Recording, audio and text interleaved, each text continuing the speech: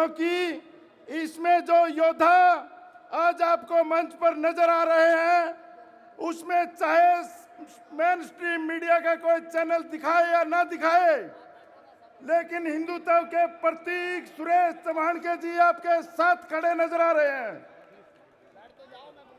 PIL man के नाम से अश्विनी उपाध्याय मेरे मित्र आपके साथ बैठे नजर आ रहे हैं।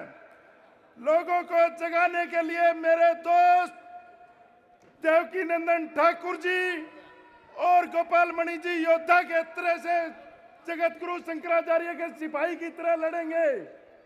गृह मंत्रालय की डायरेक्टर बहन चित्रलेखा शर्मा सीनियर ब्यूरोक्रेट्स के नाते आपके मंच पर बैठी हैं। अगर दोबारा से कृपलानी जी की तरह से बलिदान देने की जरूरत पड़ी तो दोबारा से हम बलिदान देने के लिए तैयार हैं। इसी के साथ अपने शब्दों को विराम देता हूं। जय हिंद। और हमारे बीच में पूज्य महाराज श्री के परम शिष्य भाई संजय पहलवान, जो देशी पहलवान है, गौ माता के दूध से जो है अपनी पूरी पहलवानी करते हैं। एक बार करतल ध्वनि से अभिनंदन करेंगे आपका भी पदार्पण।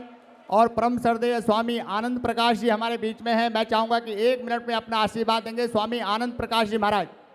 स्वामी आनंद प्रकाश जी महाराज 1 मिनट में अपना आशीर्वाद देंगे। सभी लोग बैठ जाएंगे, जो लोग खड़े हैं सभी लोग बैठ जाएंगे।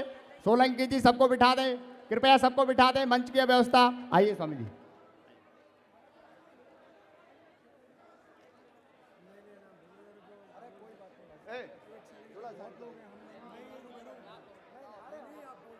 बोलिए गौ माता की।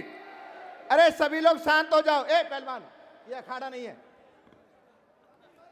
गौ माता की, पूज्य शंकराचार्य भगवान की। अरे भैया ये प्रदर्शन थोड़ा बंद करो।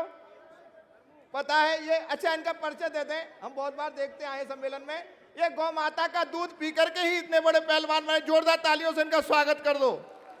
बहुत अच्छा।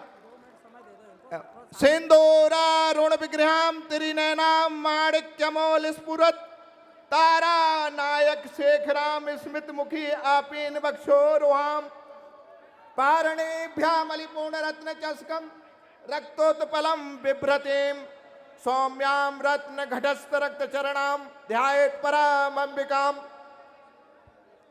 पूज्य अनंत श्री विभूषित ज्योतिष पीठाधीश्वर पूज्य शंकराचार्य भगवान के श्री चरणों में प्रतिदिन का नमन। और मंच पर सभी सम्मानास्पद हमारे पूज्य संतजन और भारत के बड़े ही मृदुभाषी कथावाचक हमारे ठाकुर जी, सभी लोग यहाँ पर। मैं एक बात कहना चाहता हूं। देखिए, इस धरा पर 2 पात्र हुए रामायण में। एक राम, एक लंकेश और दूसरे अवदेश।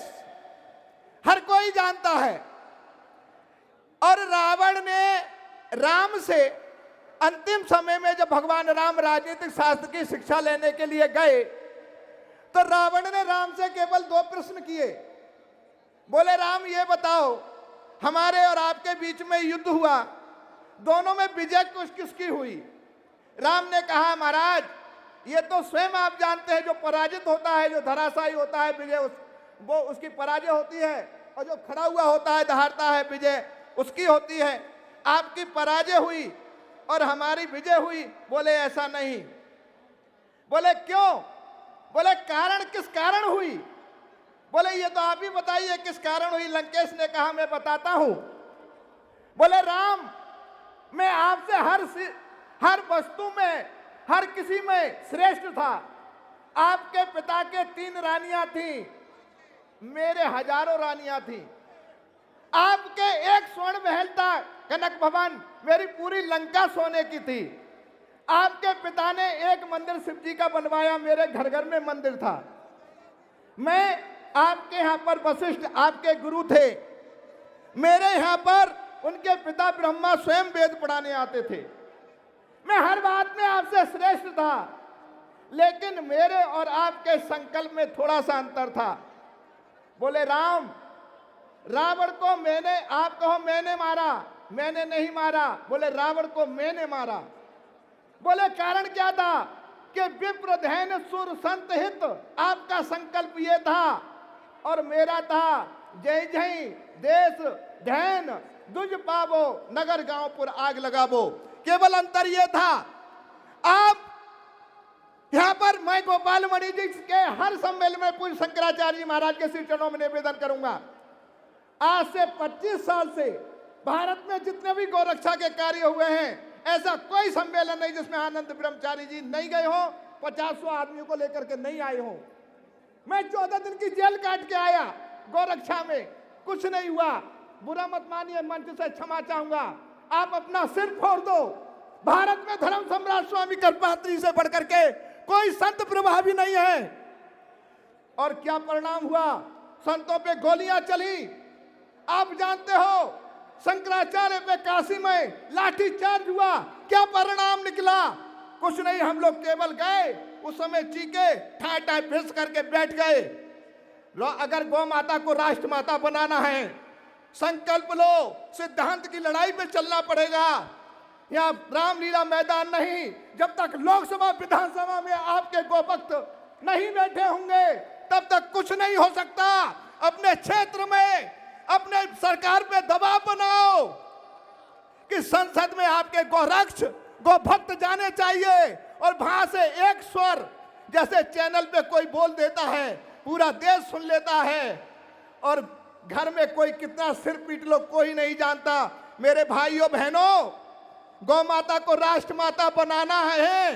गौ माता राष्ट्र माता नहीं, विश्व माता है, जगत माता है, धरा की सप्त लोगों की माता है। लेकिन उसकी हत्या पर हत्या नहीं होना चाहिए, उसको ये गौ भक्षक भी माने। इसलिए मैं निवेदन करूंगा, गौरक्षकों को कोई गुंडा भी कह दे, हम सहन कर लेते हैं। गौपालक कोई गुंडा नहीं होता है। हमने कहा, चैनलों पे कहा, टीवी में कहा, इस मंच से, रामलीला मैदान में पिछले आंदोलन में भी कहा।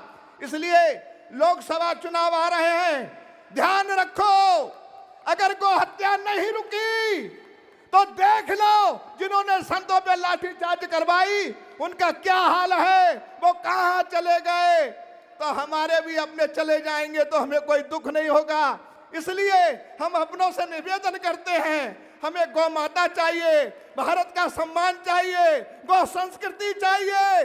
अगर आप देने में सामर्थ्यवान हैं तो संकल्प के तहत कहो कि हम गौ माता को राष्ट्र माता मानते हैं और गौ हत्या इस पृथ्वी पर नहीं होनी चाहिए, विशेष करके भारत में नहीं होनी चाहिए। समय के अभाव, इसलिए लोकसभा चुनावों में दान करते हो, वोट नहीं देते हो, नाम मतदान है। किसी राक्षस को भक्ष को गौ भक्षक को वोट नहीं देना है, मतदान नहीं करना है। किसको देना है? क्योंकि दान पात्र को दिया जाता है, को पात्र को नहीं। इसलिए मतदान हिंदू करता है, और मतदान केवल गौ भक्षक को नहीं, गौ रक्षक को दिया जाए। इस निवेदन के साथ में बोलिए गौ माता की, भारत माता की। भारत माता ही गौ माता है, और गोपाल मणि जी के साथ हम सब लोग खड़े हुए हैं। आज से 20 साल से भी खड़े हुए हैं, हमेशा खड़े रहेंगे। भारत में जो कोई भी गाय के लिए काम करेगा, हम उसके साथ तन मन धन सबसे समर्पित हैं। कभी भी कोई भी हमको पुकारेगा, हम उसके यहाँ जाते हैं। समय का अभाव, बहुत कुछ भावते हम कह नहीं पाए, इसलिए मनस्य एकम वचस्य एकम कर्म एकम महात्मना। जो कहे वो करे वो महात्मा, और गप केवल कुछ कहे कुछ करे, फिर मैं इसको साधु नहीं मानता। इसलिए श्री चरणों में निवेदन, अगर कोई टुल्टी, कोई भाव में कोई गलत शब्द हो, मैं क्षमा चाहूंगा। मंच की मर्यादा, समय ज्यादा ले लिया, उसके लिए क्षमा। बोलिए गौ माता की जय। सभी लोग शांति पूर्वक बैठ जाइए। बोलिए नागराज भगवान की जय, गौ माता की जय। मैं शंकराचार्य जी को प्रणाम करती हूँ सबसे पहले, जिनकी उपस्थिति हमारे लिए सबसे ऊपर पर ही है। क्योंकि उन्होंने हमारे लिए गौ माता के लिए समय निकाला है, और जिन्होंने आज गौ माता के लिए समय निकाला है उनको मैं सह दिल से धन्यवाद देना चाहती हूँ और प्रणाम करना चाहती हूँ। उनके कर कमलों में प्रणाम करना चाहती हूँ, जो हमारे गुरुदेव के साथ जिन्होंने आज आए हैं उनका सहयोग तो कभी जीवन में कभी भूलेंगे नहीं। और बोलिए नागराज भगवान की जय। जो लोग आज आए हैं उन्होंने अपने लिए गौ माता के लिए उन्होंने अपने नाम के लिए अपने जीवन को धन्य कर दिया है। बोलिए नागराज भगवान की जय। बोलिए नागराज भगवान की जय। गौ माता की जय। गौ माता राष्ट्र माता माँ।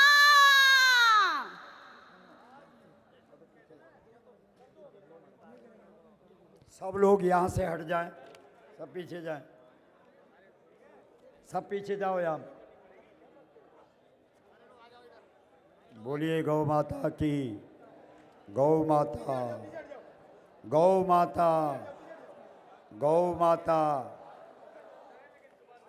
आपको हम बद्रीनाथ में भागवत कथा कर रहे थे, एक बहुत पहुँचे हुए संत थे, तो हमने कहा महाराज आपकी उपस्थिति में और हम कथा बोलें, ये कोई बात बनती है? आप पीछे बैठे रहते हैं, ऐसा क्यों? आप बोलो ना महाराज, हम सुनेंगे। तो वो मुस्कुराते हुए बोलते हैं कि अरे भैया मैं ही तो बोल रहा हूँ। बहुत बड़ा संदेश है ये, अरे भैया मैं ही तो बोल रहा हूँ। तो इसलिए मैं ही तो बोल रहा हूँ। अब हम सब लोग बहुत भाग्यशाली हैं कि ज्योतिषपीठ शंकराचार्य अनंत श्री विभूषित स्वामी अभिमुक्तेश्वरानंद जी महाराज के पावन सानिध्य में हम यहाँ पर आशीर्वाद पा रहे हैं। एक छोटी सी घटना बता करके, बहुत काम की घटना है। द्रौपदी का चीरहरण हो रहा है, ध्यान दो। किसका चीरहरण हो रहा है? जोर से बोलो। और कौन कर रहा है? अरे साड़ी कौन खींच रहा है? बोलो ना, बोलो। दुशासन। इसका मतलब कहीं ना कहीं गाय के साथ जो न्याय नहीं हो रहा है उसमें शासन दोषी है।